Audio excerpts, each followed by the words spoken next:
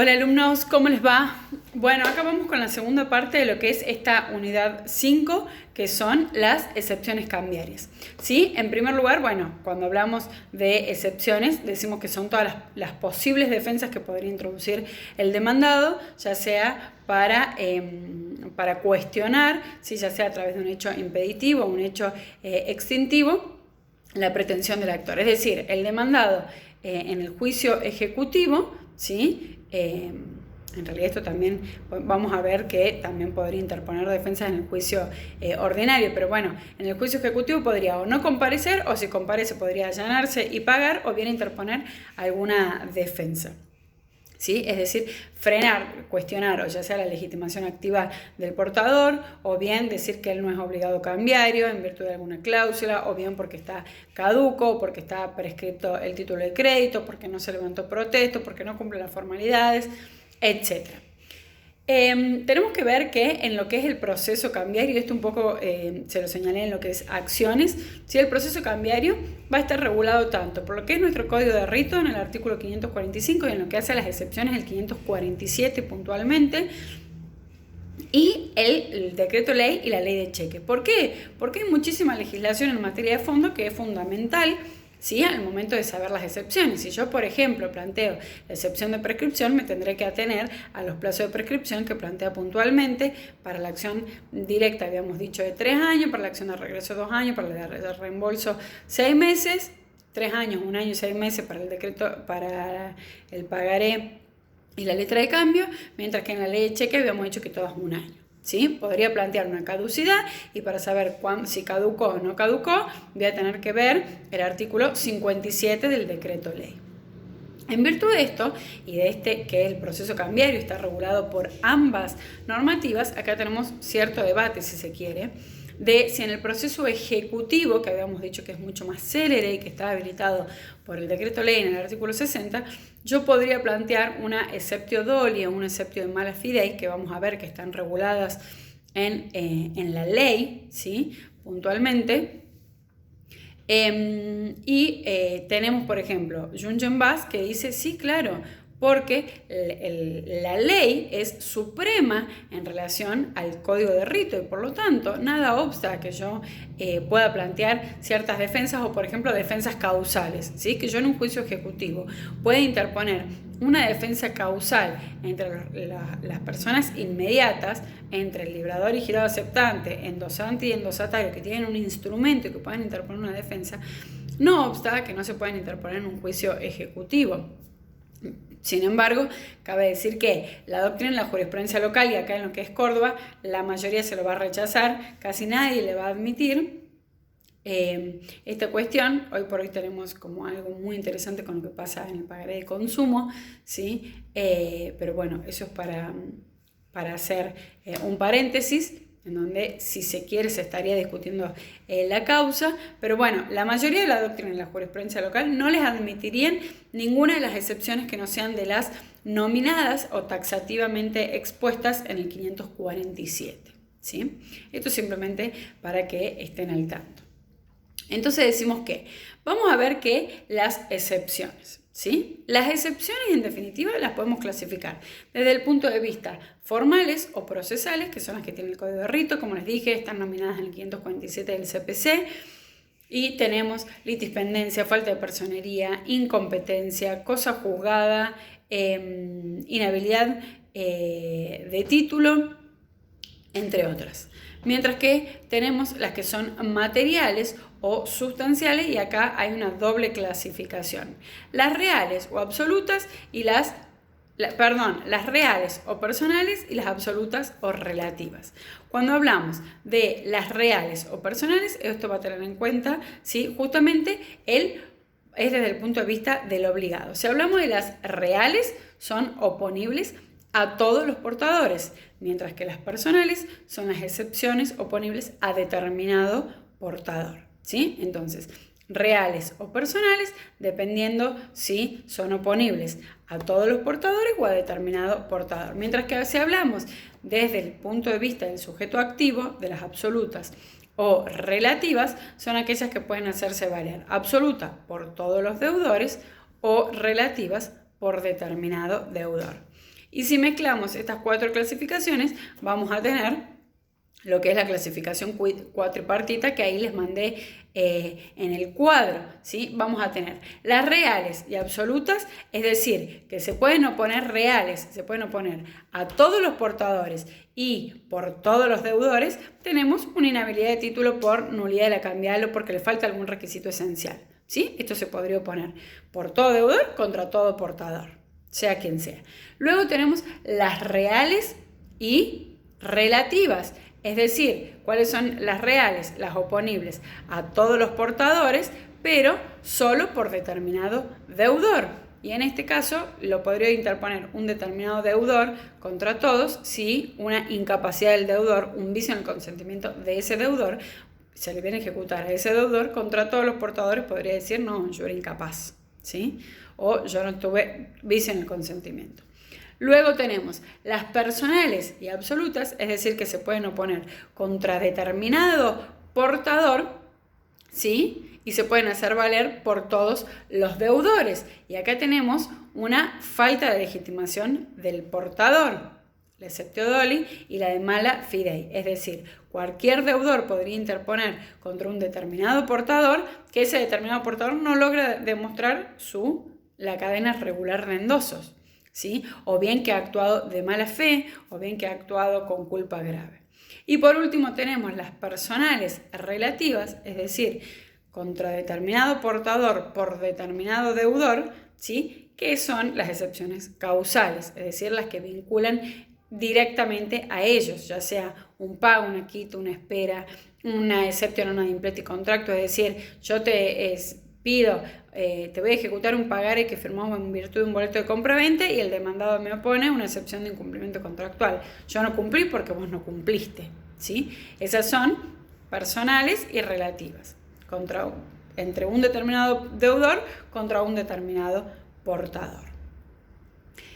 Bien.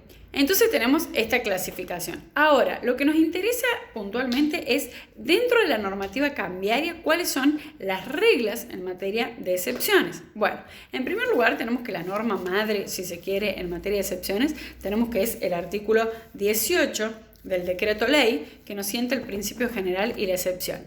El artículo 18 nos dice: las personas contra quienes se promueve acción en virtud de la letra de cambio no pueden oponer al portador las excepciones fundadas en sus relaciones personales con el librador o con los tenedores anteriores.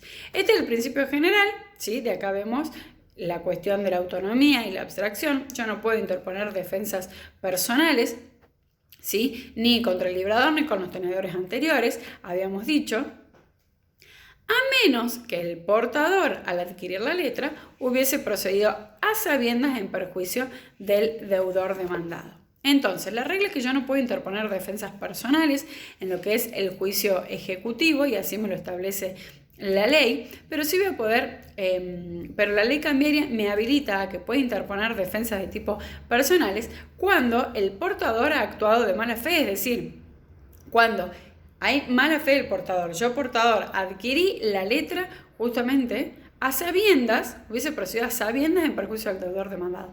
La adquirí yo para poder oponer al demandado ciertas defensas. En este caso, ¿sí? Como yo lo adquirí con dolo, y este es lo que se llama el artículo 18 del exceptio doli, ¿sí? Como lo adquirí justamente para perjudicar al demandado, la ley me habilita que como lo adquirí para perjudicar, la sanción es justamente que sí puede interponer ese demandado defensas personales.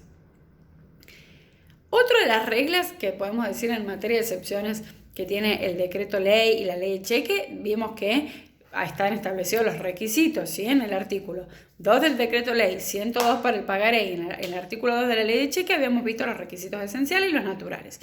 Si faltara un requisito esencial, me podrían interponer una inhabilidad de título, ¿sí? Porque no hablaríamos de letra de cambio, no hablaríamos de pagaré, no hablaríamos de cheque. Ahora, si falta uno de los requisitos que la ley me lo viene a solucionar, no sería viable la inhabilidad de título, ¿sí? Si me faltara el plazo y la ley me lo soluciona, que el plazo es a la vista, ¿sí? No sería un título inhábil por faltarle ese requisito.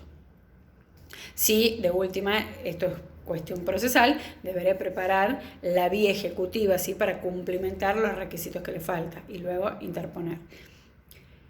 Bien, ¿qué otra regla tenemos, qué otras normas tenemos previstas en materia de excepción? Bueno, tenemos prevista también, yo podría interponer puntualmente en relación a la ley cambiaria lo que les dije de lo que es la caducidad y la prescripción. Podría decir que el título está caduco porque el portador no levantó protesto, porque no presentó la letra que era a la vista o a cierto tiempo vista, no presentó la letra a su aceptación, sí o sí, o bien porque no presentó el título al cobro en tiempo, por lo tanto se perjudicó. Recuerden que habíamos visto que si yo no presento, aunque tenga la cláusula de retorno sin gastos en el decreto ley y para el pagaré, sí o sí tengo que presentar la letra a su cobro, mientras que en el cheque sí o sí le tengo que presentar al banco dentro de los 30 o 60 días, ¿sí? Desde su vencimiento, si es el cheque de pago diferido, 30 días de su creación, o 60 días si fuera en el extranjero desde la fecha de su creación, y acuérdense que habíamos dicho que si no se presenta se perjudican las acciones, ¿sí? Entonces podría interponerse una caducidad y esto está regulado específicamente en nuestra ley. Lo mismo para la prescripción, podría interponer una defensa de prescripción y nos tendremos que atender al decreto ley. También tenemos en materia del decreto ley puntualmente previstas las excepciones de mala fidei, ¿sí? El exceptio doli en el artículo 18 cuando me habilita interponer las excepciones personales para quien adquirió dolosamente, y los artículos 11 y 17 me vienen a habilitar la exceptio de mala fidei. ¿Qué significa esto? Que hablamos de mala fe, ya sea en la adquisición del título o en el llenado, ¿sí? O en el llenado del título de crédito. Entonces, fíjense que el artículo 11 dice: si una letra de cambio incompleta al tiempo de la creación hubiese sido completada en forma contraria a los acuerdos que la determinaron, la inobservancia de tales acuerdos no pueden oponerse al portador a menos que éste lo hubiera adquirido de mala fe o que al adquirirlo hubiera incurrido en culpa grave. Es decir, que los acuerdos de llenado en principio no pueden oponerse al portador, habíamos dicho que solamente podrían oponerse en la relación inmediata.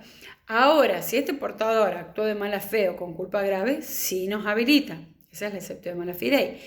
El derecho del portador de llenar la letra en blanco caduca a los 3 años del día de la creación. Esta caducidad no es oponible al portador de buena fe a quien el título le hubiese sido entregado ya completo.